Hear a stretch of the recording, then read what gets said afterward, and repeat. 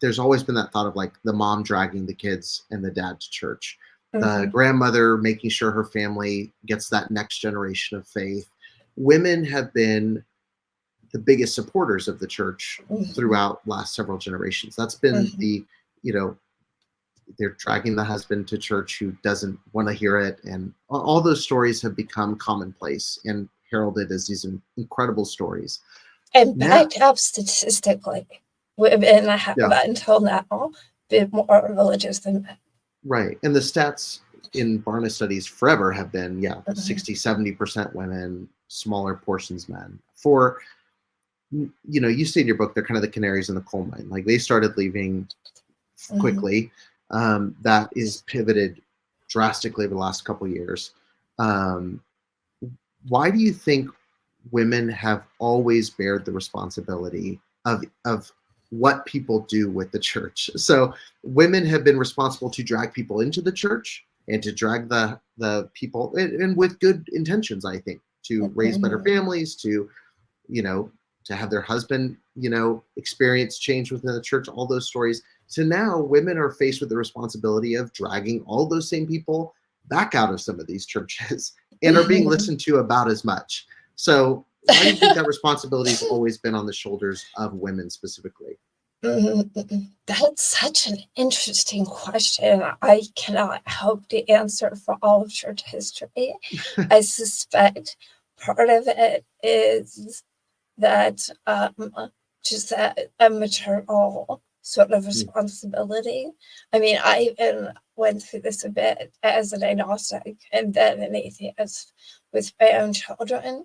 When they were little, we realized they won't understand cultural references. They had no idea who Noah was. Mm, And I didn't want to opt them out of faith. That was wrong in my mind too. But I was also at that point uncomfortable being in a church. So it was really a pickle. But it weighed on me. I in grad school we read these devastating colonial journals from women who lost their children before they had been baptized.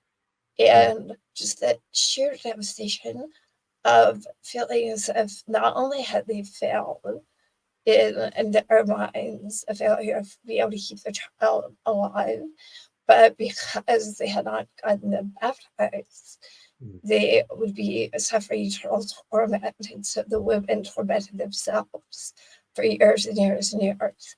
I don't know why that would weigh on mothers more than fathers, but I have seen anecdotal evidence over and over that sometimes it does.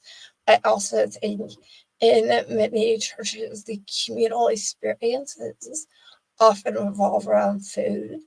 And so by default, women are the ones in the kitchen.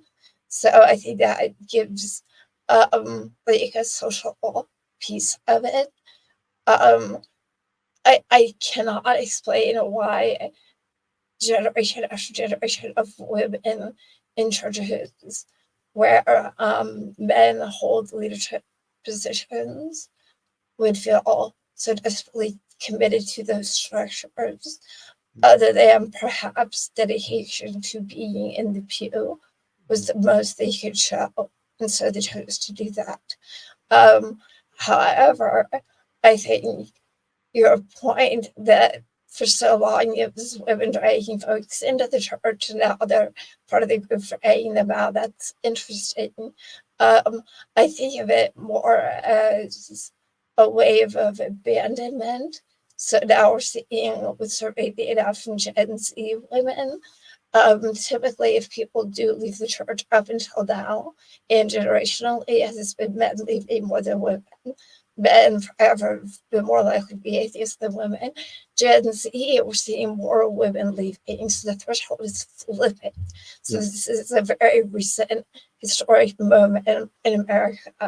Um, and I think just in my own reporting, I believe a big chunk of that has been the church response post Me Too, and then the rabid support of Donald Trump by leaders who maybe even acknowledge accusations against him, the same ones who put so much pressure on women to remain pure, to protect men making abuse the woman's fault, and to see those same people vociferously support a man who, in their eyes, is saw as an abuser.